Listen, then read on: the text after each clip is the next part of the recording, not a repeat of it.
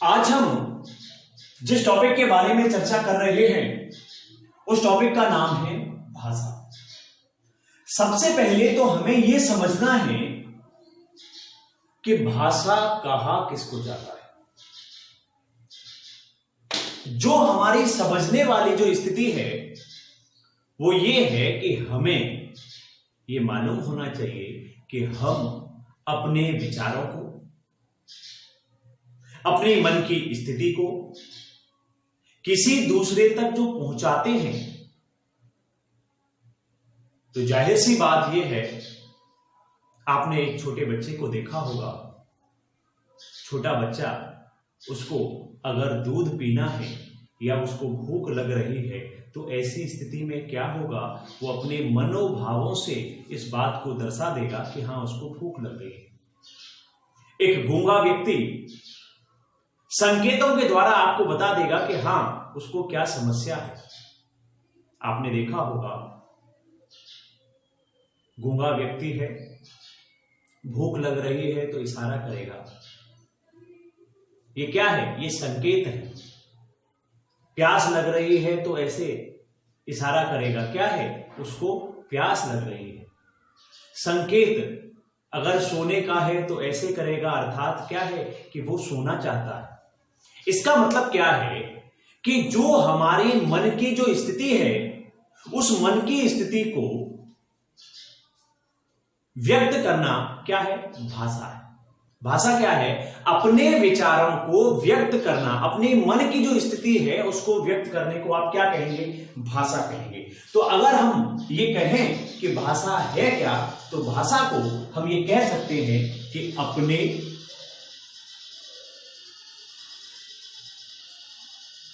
विचारों एवं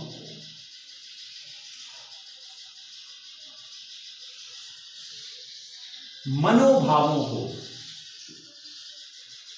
अपने विचारों एवं मनोभावों को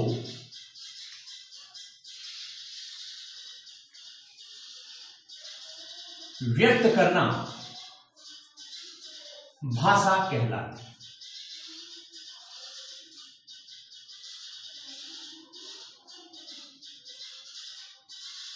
आपके द्वारा अपने जो मनोभाव है, आपके मन में क्या भाव है, आपके क्या विचार है, इनको जो अगर आप व्यक्त कर रहे हैं उसको आप क्या कहेंगे? भाषा कहेंगे। और जो भाषा है, ये भाषा शब्द जो है ये संस्कृत में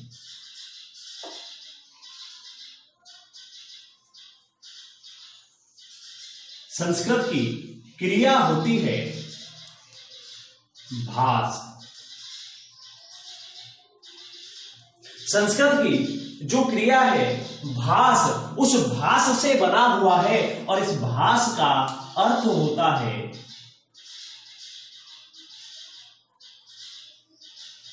बोलना। अर्थात भाषा क्या है?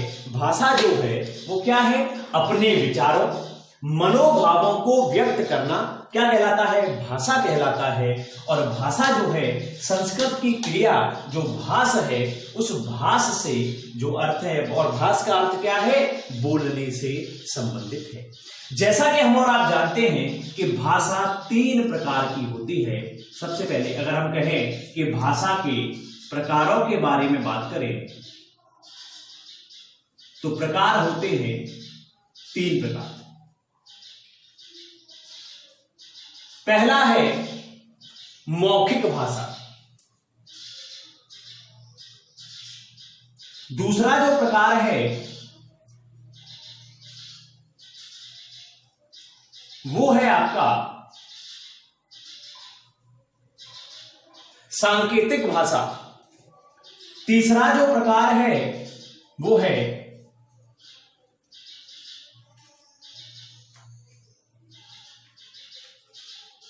लिखित भाषा। भाषा के 3 प्रकार होते हैं, मौखिक भाषा, सांकेतिक भाषा और सबसे लास्ट में आता है आपका लिखित भाषा।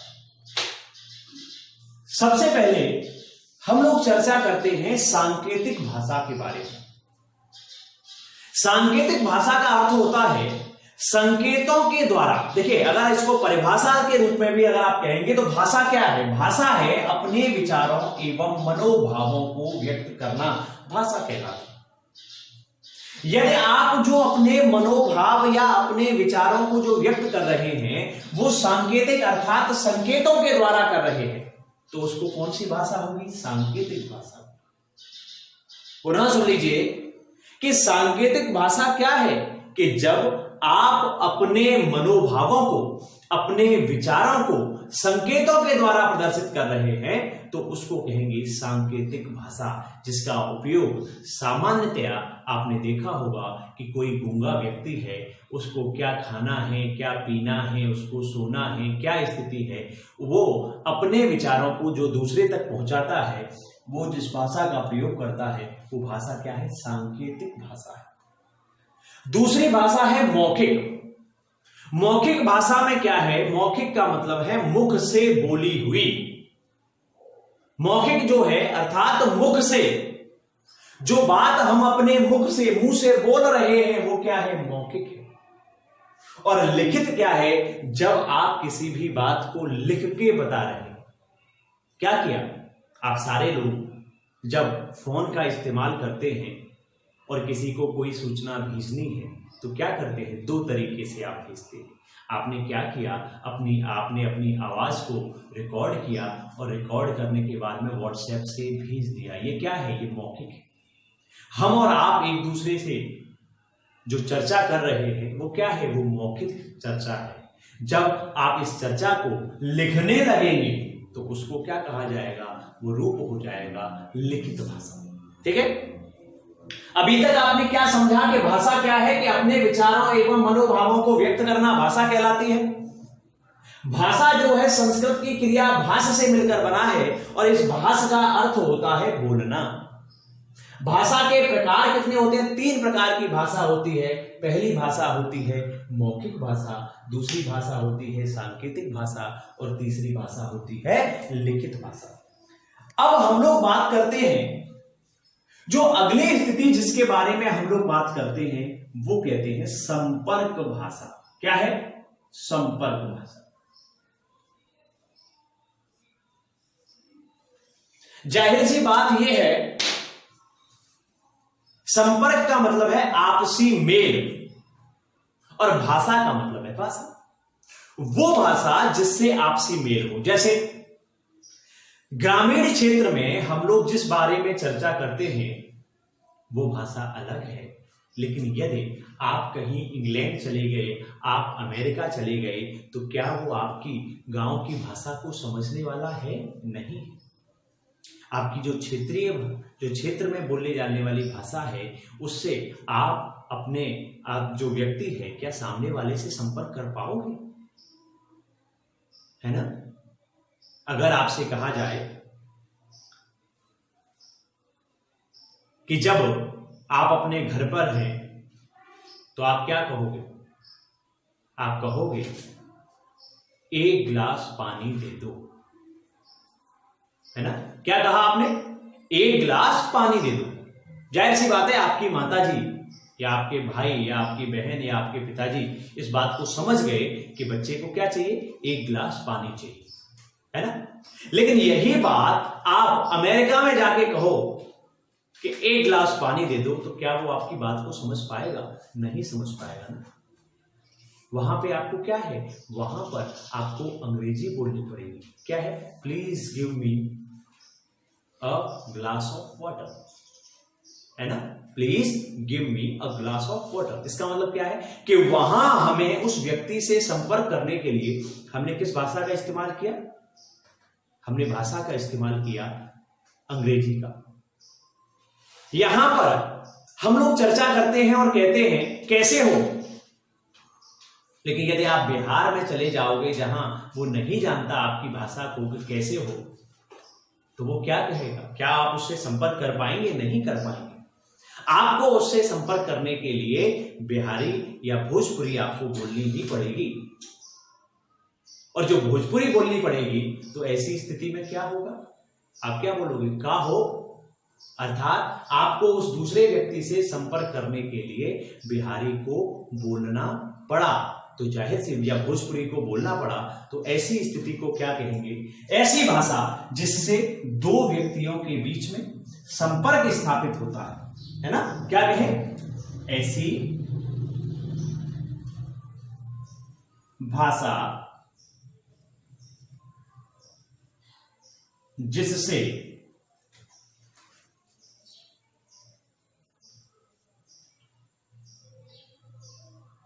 दो या दो से अधिक, ऐसी भाषा जिससे दो या दो से अधिक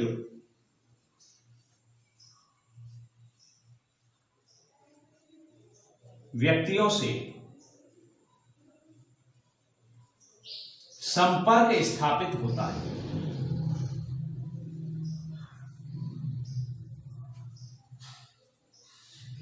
ऐसी भाषा जिससे दो या दो से अधिक व्यक्तियों से संपर्क स्थापित होता है, ऐसी भाषा को क्या कहेंगे? ऐसी भाषा को कहेंगे संपर्क भाषा कहेंगे। दूसरी बात आती है उपभाषा।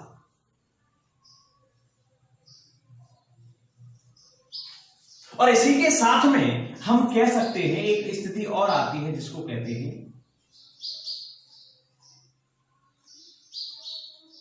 देखिए, सबसे पहले आपको समझना है कि भाषा, उपभाषा और बोली में अंतर क्या होता है। हम और आप बोल रहे हैं वो क्या है? हिंदी है ना? हिंदी है। हिंदी क्या है? हमारी भाषा है। लेकिन आगरा में, मथुरा में रहने वाला जो व्यक्ति है वो हिंदी अलग प्रकार से बोलता है, और हापुड़ में या मेरठ में रहने वाला व्यक्ति अलग हिसाब से बोलता है। कानपुर में रहने वाला व्यक्ति जो है वो अलग हिसाब से बोलता है। हा? तो ऐसी स्थिति में क्या है हिंदी ही, लेकिन जो हिंदी जो है, अगर जो स्थिति है, जो मानक हिंदी है, वो मानक हिंदी क्या है? आपकी भाषा है। लेकिन जो हमारे क्षेत्र में बोली जाती है वो क्या है? आपकी उपभाषा है। अर्थात सीमित क्षेत्र। क्षेत्र कैसा है? सीमित क्षेत्र में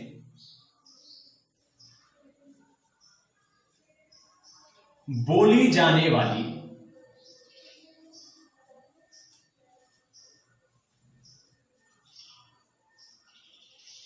भाषा को क्या कहेंगे?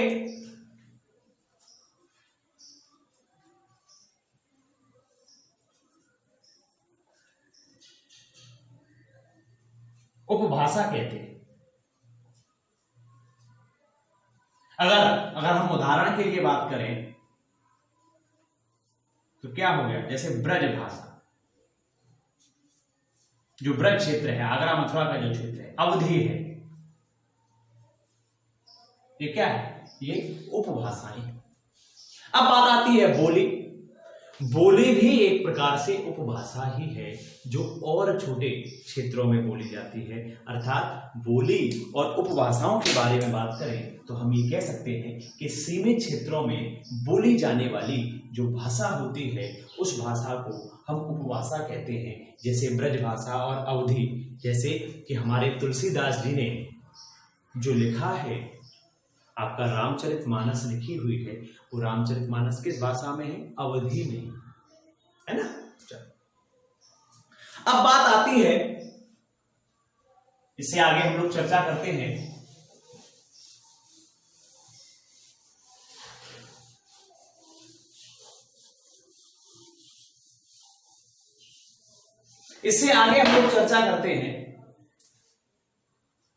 लिपि क्या होती है? लिपि।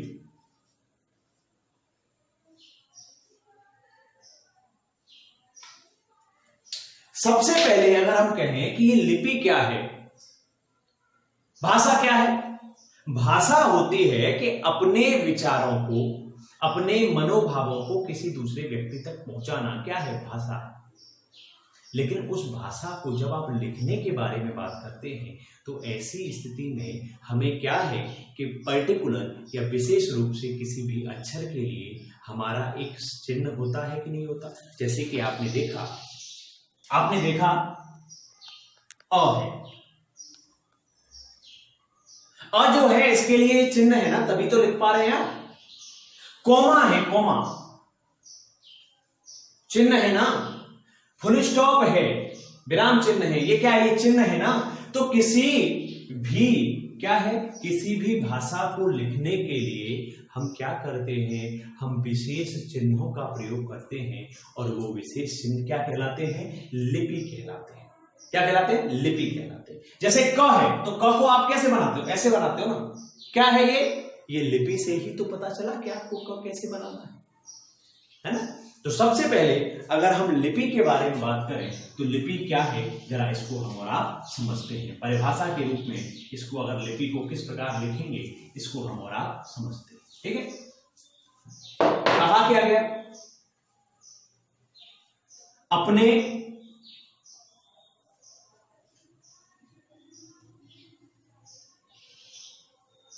विचारों को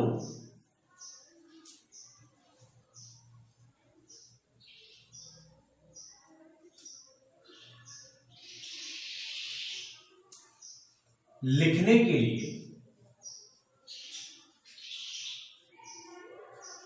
जिन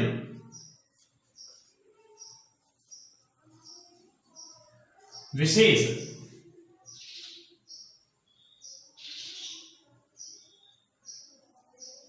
चिन्हों का उपयोग किया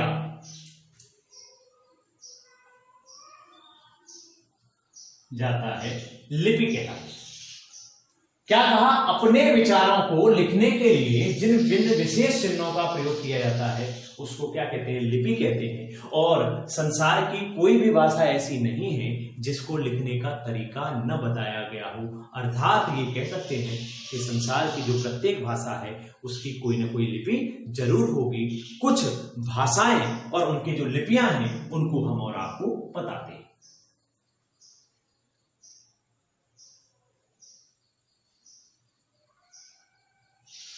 सबसे पहले समझने का, लिपि का मतलब आप समझ गए कि लिपि क्या है, किसी भी अक्षर को, वर्ण को, चिन्हों को लिखने का जो तरीका है उसको क्या कहते हैं, जो विशेष चिन्ह है उनको क्या कहते हैं, लिपि कहते हैं। भाषा है जैसे हमारी हिंदी, हिंदी भाषा की जो लिपि है वो है देवनागरी लिपि।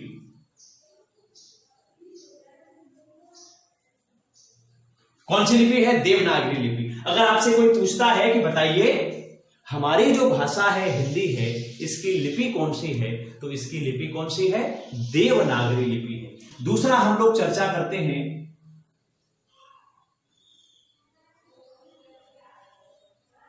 पंजाबी। पंजाबी की जो लिपि है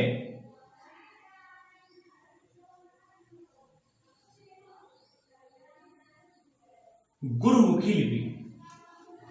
तीसरी स्थिति आती है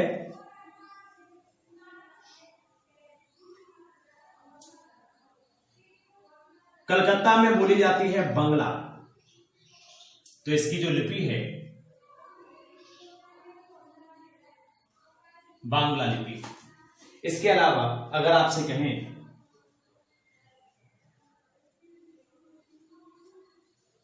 अंग्रेजी, तो अंग्रेजी की लिपि है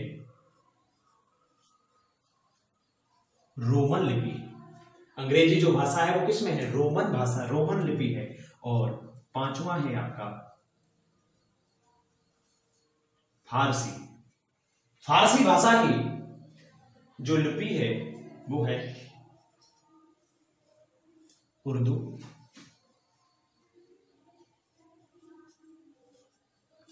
अरबी, फारसी। जाहिर सी बात है देवनागरी लिपि जो है, जो हमारी भाषा है वो भाषा किस लिपि में है, देवनागरी लिपि में। हिंदी भाषा देवनागरी लिपि में है। पंजाबी गुरुमुखी लिपि में है, बंगला बांग्ला में है, अंग्रेजी रोमन में है और फारसी भाषा उर्दू अरबी और फारसी की स्थिति। ठीक है, चलो अब हम लोग जिस स्थिति के बारे में चर्चा करते हैं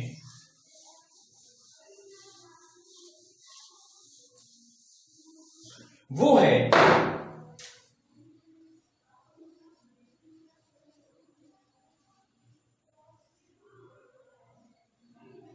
व्याकरण।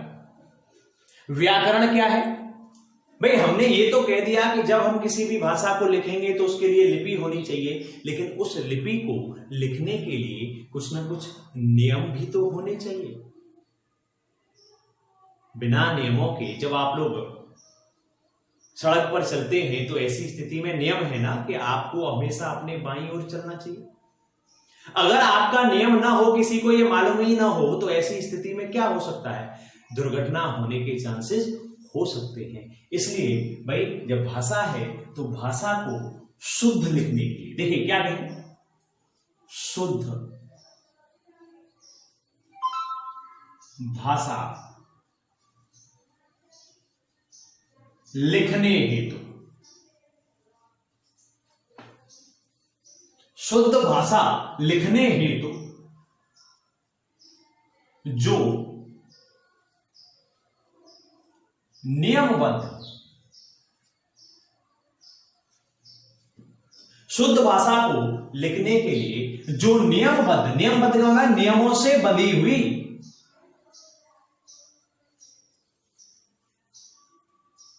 योजना बनाई जाती है।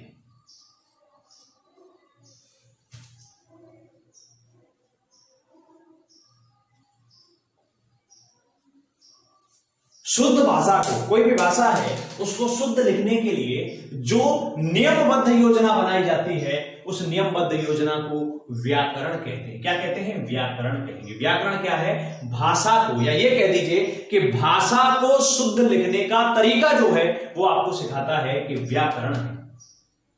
व्याकरण सिखाता है कि आपको किसी भी शब्द को या किसी भी वाक्य को या किसी भी अक्षर को किस प्रकार से लिखना है, उसको हम क्या कहेंगे? व्याकरण कहेंगे। और व्याकरण के जो अंग हैं वो व्याकरण के 3 अंग हैं। पहला है वर्ण विचार। पहला वर्ण, देखिए सबसे छोटी इकाई क्या है? वर्ण है, इसलिए वर्ण। दूसरा है वर्णों से मिलकर क्या बना होता है? शब्द विचार। तीसरा, और शब्दों से मिलकर क्या बना होता है? वाक्य विचार।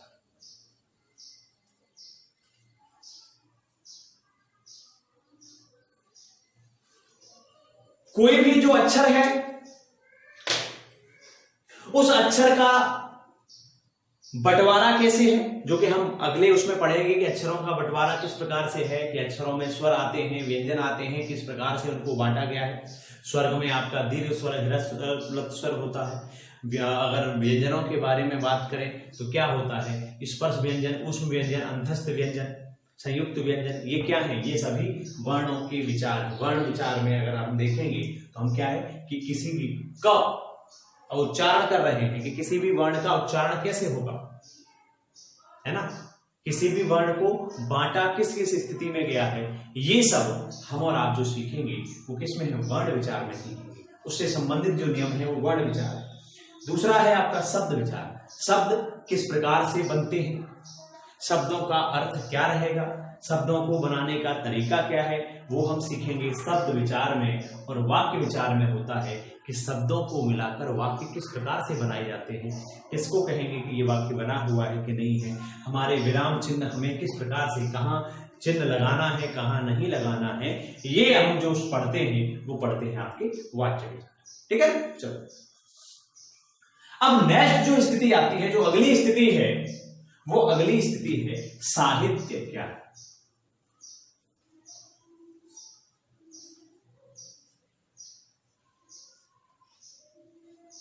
सबसे पहले एक चीज आप ये समझिए, न्यूटन ने गुरुत्वाकर्षण बल की खोज करी, तुलसीदास जी ने रामचरितमानस की खोज करी, रामचरितमानस लिखी, कोपरनिकस ने बताया कि पृथ्वी जो है सूर्य के चारों ओर चक्कर लगाती है। ये हमें पता कैसे चला? क्या हम और आप तुलसीदास जी के समय थे? क्या हम और आप न्यूटन के समय थे? क्या हम और आप कोपरनिकस के समय थे? नहीं थे। हमें कैसे पता चला? हमें पता चला साहित्यों के द्वारा। किसके द्वारा? साहित्यों के द्वारा। साहित्य का मतलब क्या है? साहित्य का अगर हम शाब्दिक अर्थ देखें, वो है हित के साथ। हित तो समझते हो ना, अपना फायदा, फायदे के साथ। और अगर दूसरी स्थिति में अगर कहा जाए तो क्या है? साहित्य को कह सकते हैं संचित ज्ञान। संचित का मतलब होता है इकट्ठा किया हुआ। जो ज्ञान अब तक हमने इकट्ठा किया है, उस ज्ञान को ही हम क्या कहेंगे? उस ज्ञान को हम कहेंगे साहित्य कहेंगे। जो ज्ञान इकट्ठा किया है, उस ज्ञान को ही हमारे और आपके द्वारा कहा जाएगा साहित्य। ठीक है। अब जो लास्ट स्थिति आती है वो क्या है? जरा उसको हम लोग समझते हैं।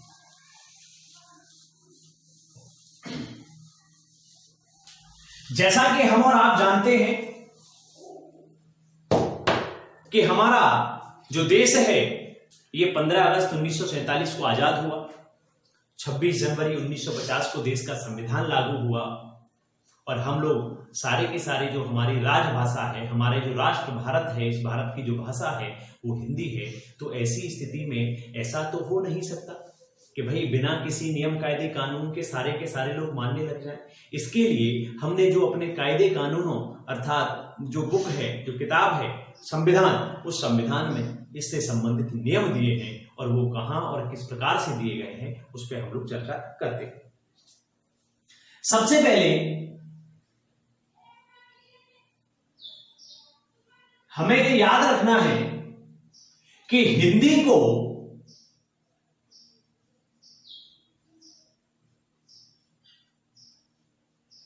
चौदह सितंबर 1949 में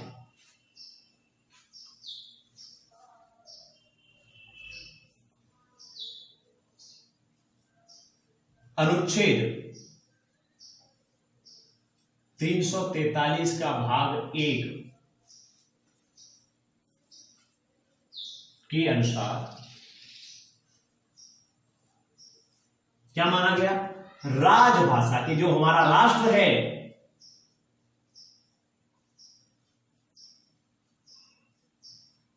राष्ट्र क्या है? भारत है ना। तो भारत का जो भाषा है कि भारत की भाषा क्या होगी? हिंदी होगी। और इस हिंदी को हमने कब अपनाया? हमने अपनाया 14 सितंबर 1949 को। जाहिर सी बात है, जिस दिन आप और हम पैदा होते हैं उस दिन क्या होता है? उस दिन हम और आप केक काटते हैं या नहीं काटते हैं? अपना जन्मदिन मनाते हैं कि नहीं मनाते हैं? इसी प्रकार से तो जब हिंदी कब पैदा हुई या हिंदी को राजभाषा कब बनाया गया? 14 सितंबर 1949 को। इसीलिए प्रत्येक वर्ष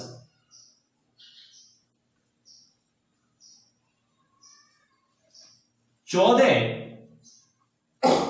सितंबर को हिंदी दिवस मनाया जाता है।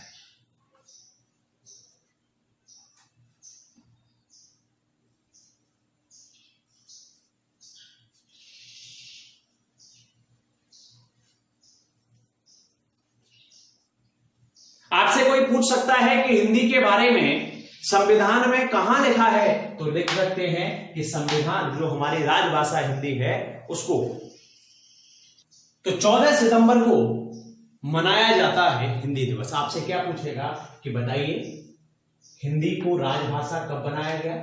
तो 14 सितंबर 1949 को बनाया गया। किस अनुच्छेद के द्वारा बनाया गया? 343 का भाग 1 के द्वारा बनाया गया। हिंदी दिवस कब मनाया जाता है? तो हिंदी दिवस मनाया जाता है 14 सितंबर को मनाया जाता है। ठीक है। और साथ ही साथ में अनुच्छेद 351 में